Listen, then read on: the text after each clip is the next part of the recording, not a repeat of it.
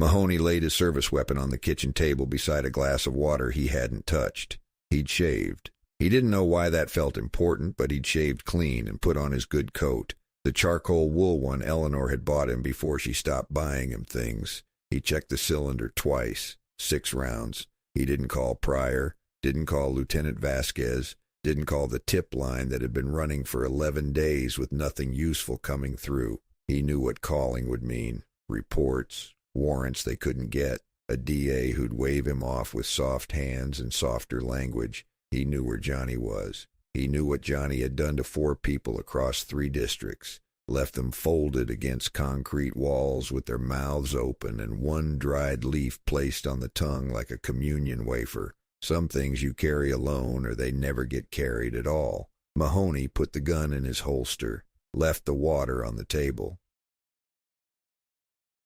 3 nights he'd parked the Buick on the service road behind the rail yard and watched the loading dock on Wabash. The building was decommissioned, a cold storage facility that had processed meat in the 40s, then pharmaceuticals briefly, then nothing at all. The city had a lien on it. Somebody's cousin owned the shell company. Mahoney had traced it through 6 layers of incorporation before hitting a name he recognized from an old Vice file, Gerald Murta, deceased. The building belonged to a dead man. That was appropriate somehow. First night, nothing. Second night, a light on the 3rd floor, 40 minutes, then gone. Third night, the same light, same window, and Mahoney had watched a silhouette move with the unhurried patience of someone who lived inside their own head entirely. He'd written the times down in his notebook. 11:14, 11:52, the light off at exactly midnight. Whatever Johnny was, he was a man of routine. That, Mahoney had learned, was always the thing that finished them.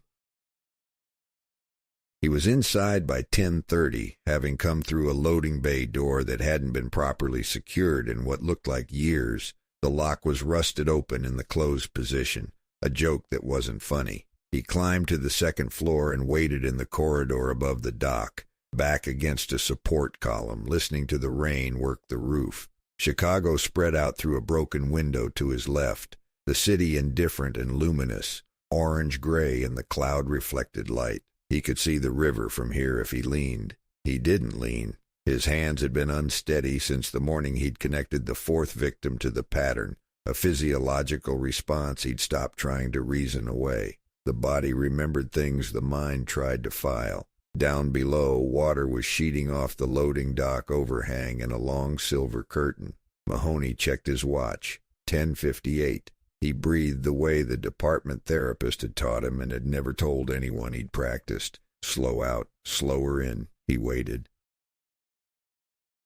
He came in through the street-side entrance at 11:09, 5 minutes earlier than the previous nights, and Mahoney noted that deviation with the part of his brain that never stopped noting things. Johnny Carell wore a good coat, better than Mahoney's charcoal cashmere, unbuttoned despite the cold. He moved without hurry, without surveillance behavior, without the twitchy perimeter checking that guilty men usually performed. He carried a paper bag from a deli on Michigan that Mahoney knew charged $14 for a sandwich. In his other hand, a thermos. He looked like a man arriving at an office he liked. He didn't turn on a light immediately. He stood in the dark of the ground floor for a long moment, the way a person stands when they're listening to something internal. Then he set the bag on a workbench, unscrewed the thermos, and poured what smelled, even from above, like good coffee. He drank slowly. He seemed, in every visible way, at peace. That was the thing about Johnny Carell that had always troubled Mahoney most. Mahoney came down the stairs without rushing, and Johnny turned before he'd taken the 3rd step, which meant Johnny had known he was there, had probably known since the lobby. Neither man reached for anything. That itself was a kind of conversation. "Detective." Johnny's voice was even, social, the voice of a man at a dinner party acknowledging a late arrival. "You've been up there a while. I made enough coffee." Mahoney kept the column between them until he was on the floor, then moved left to clear his sight line. "Put the thermos down, Johnny." "It's just coffee." "Put it down anyway." Johnny set it on the bench with a small, accommodating nod. In the weak light through the dock window, his face was what it had always been in the case photographs Mahoney had studied for days, pleasant, symmetrical, giving away nothing that wasn't calculated to be given. "I wondered when you'd find this place," Johnny said. "I thought it might be sooner, honestly. You're better than your clearance rate suggests. Hands where I see them." "Of course," said Johnny. "Of course." They stood 8 feet apart in the dark building with the rain hammering the roof, and Johnny talked the way some men do when they've been waiting a long time to be heard by someone they considered adequate. His mother had worked the packing houses. This building, specifically. She'd told him that when he was young, before the drinking took her somewhere she didn't come back from entirely. The 4 victims were named. He knew their names the way you know the names of people who have occupied your life without permission. 2 landlords, a city inspector, a man from the zoning board, the 4th, a lawyer who had processed 3 evictions in a building on Halstead where Johnny's mother had lived her last years. "I'm not asking for your understanding," Johnny said. "I'm not built that way." "The leaves," Mahoney said. Johnny almost smiled. She collected them, pressed them in books. It was the one beautiful thing she did consistently. He said it without sentiment, which was somehow worse than if he'd wept. Johnny reached into his coat pocket with 2 fingers, demonstrating the gesture's smallness before completing it, and produced a folded square of wax paper. He opened it on the workbench without being asked, as though he'd planned this moment, had rehearsed the blocking. Inside was a dried leaf, maple, rust brown, pressed flat and preserved with a care that spoke of patience and intention. It was identical to the ones from the crime scenes, not similar, identical in species, in color, in condition. "From the first one," Johnny said. "I kept it." Mahoney looked at it without touching it. His mind was already running the evidentiary chain, the chain of custody problem, the question of how you explain to a jury that a man carried a souvenir of his first killing and offered it to a detective in a decommissioned warehouse at midnight. "You brought it to show me," Mahoney said. "I brought it because it belongs with you now," Johnny said. "I'm done with it." He refolded the wax paper, set it beside the thermos, stepped back. "I'm done with all of it." Mahoney had been a detective for 19 years and had made the by-the-book choice so many times it had become structural, load-bearing, part of how he understood what he was. He had let men walk on technicalities that made him sick for weeks. He had watched evidence get suppressed and smiled at defense attorneys whose competence he could not reasonably fault. He believed in the scarred and practical way of a man who has seen the alternative up close, that the system was the only thing standing between civilization and the place where men like him made unilateral decisions in dark buildings. He believed this. He had believed it this morning when he shaved. He believed it now, standing 8 feet from a man who had killed 4 people and pressed their mouths open and placed dried leaves on their tongues like some liturgy from a grief he'd never processed and a rage he'd carefully administered. He believed it. He drew his weapon anyway. He told himself it was procedure. He kept it pointed at the floor for 3 seconds longer than procedure required. Then he raised it. It happened because Johnny moved left when Mahoney reached for the cuffs.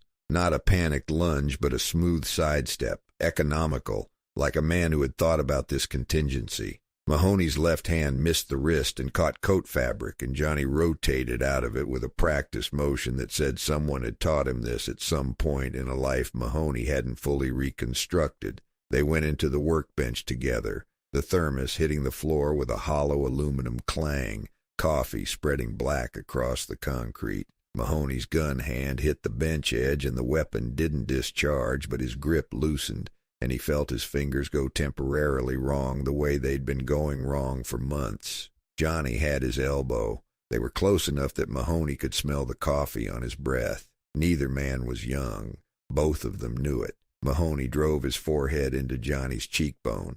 Not procedure, not taught, purely the act of a tired man in a room with no witnesses, and felt the grip release. He got the cuffs on the 3rd attempt. His hands were shaking badly now.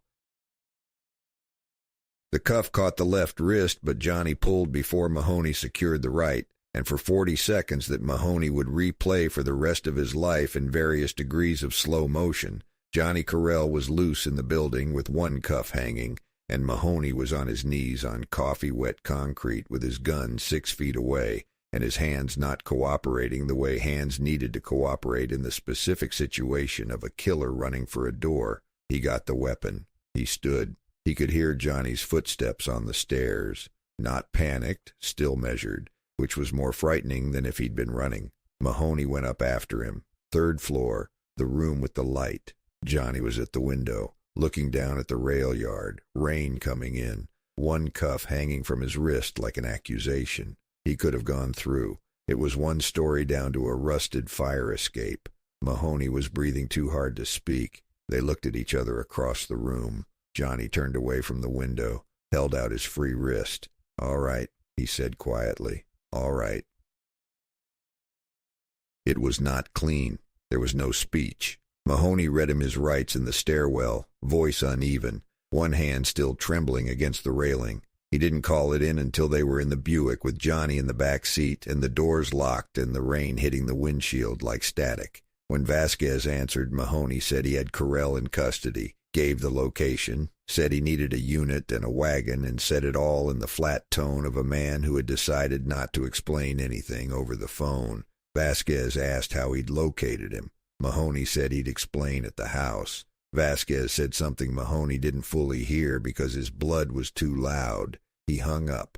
In the mirror, Johnny sat with his cuffed hands in his lap, looking out the side window at nothing in particular. He didn't ask for a lawyer. He didn't ask for anything.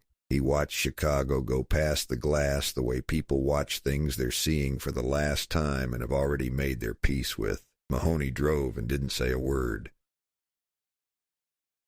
They put Johnny in room B, and Mahoney watched through the glass for a long time before going in.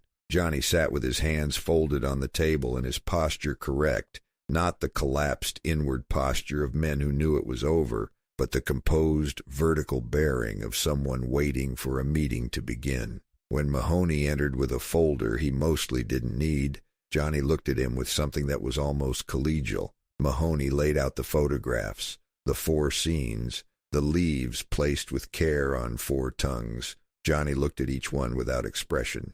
Mahoney asked questions. Johnny said nothing, not belligerently, not with the theatrical silence of a man performing rights invocation.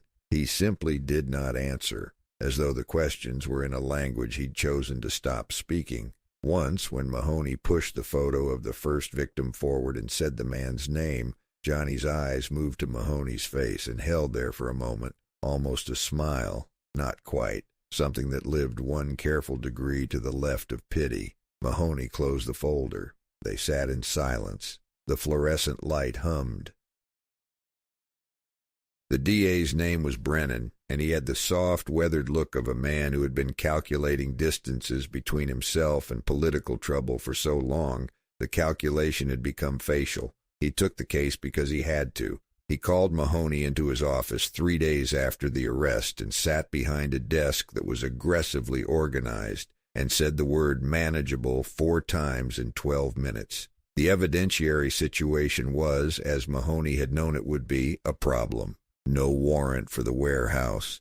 Physical altercation in which Mahoney had initiated contact outside of clear probable cause procedure. Mahoney didn't correct the framing. The leaf from the wax paper had Johnny's fingerprints. That was something. The surveillance Mahoney had conducted over 3 nights without logging had produced records that were legally interpretable in a variety of directions Brennan found uncomfortable. "We can get him," Brennan said, which meant, "We can get him for something. We're going to push for the full count," he added.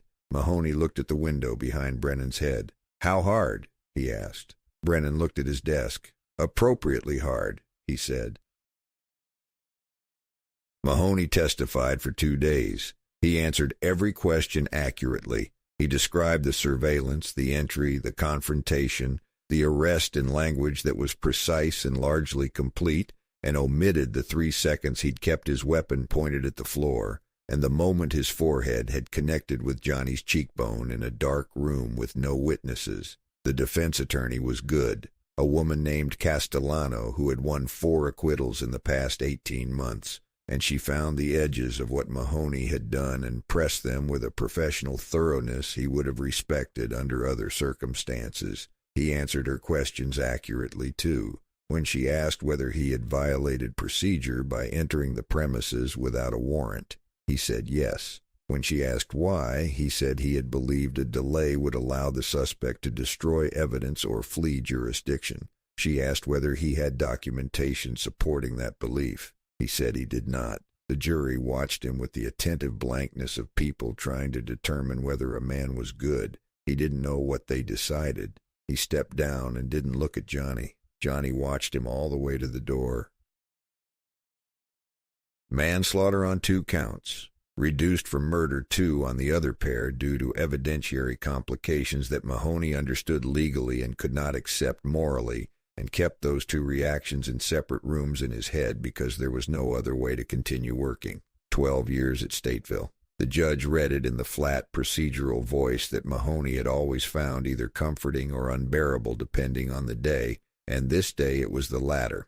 Johnny received the sentence with the same composed verticality he'd maintained throughout the trial. He did not look at Mahoney in the gallery. He looked at a point somewhere above the judge's head, as though reading something written on the wall that no one else could see. Castellano touched his arm. He didn't respond to it. Mahoney sat in the gallery long after the room had cleared until a clerk asked politely whether he was all right. He said he was fine. He said he was heading out. He sat for another 5 minutes anyway, listening to the room settle into its institutional silence. 12 years. Out in 7 with conduct. Some arithmetic he would never stop doing. He put the papers in on a Tuesday in March, which was not a day with any significance. He hadn't built toward it consciously, or told himself he hadn't, but when he sat in front of the form, he noticed his hand wasn't shaking, which was new. Vasquez shook his hand and seemed genuinely sorry and genuinely relieved in equal measure, the combination of which Mahoney found the most honest response he'd received to anything in years. He cleaned out his desk methodically, keeping almost nothing.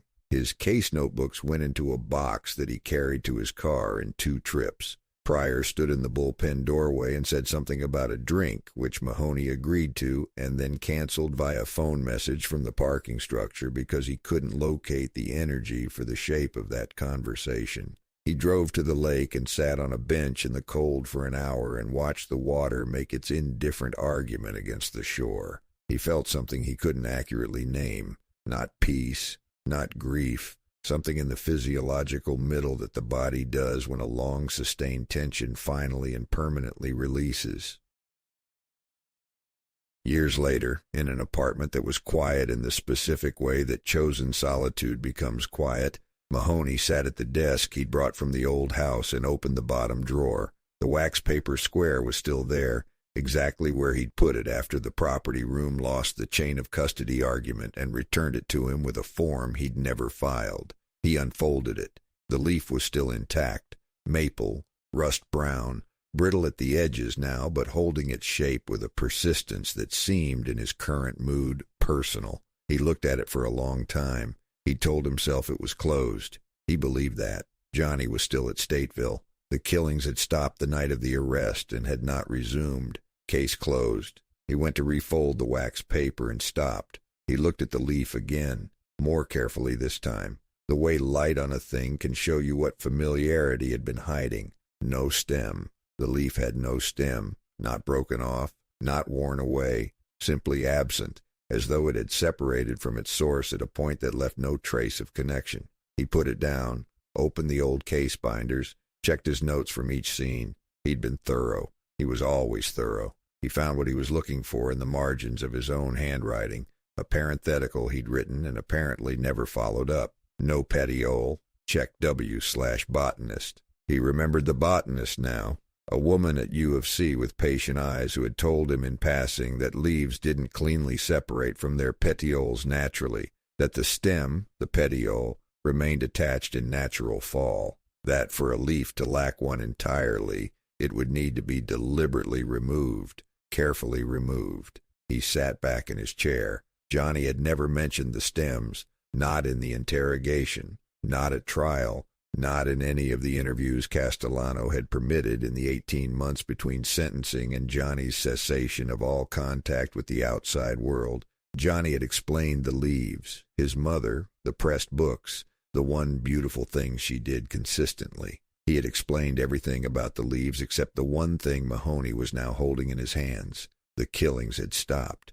Johnny was inside. Whatever this was, it was over. He refolded the wax paper, put the binders back, closed the drawer. He sat in the quiet apartment for a long time. Some things you learn to leave in the drawer, but sometimes late at night I still think about those leaves. Not one of them had a stem, not a single one, and I never did figure out why.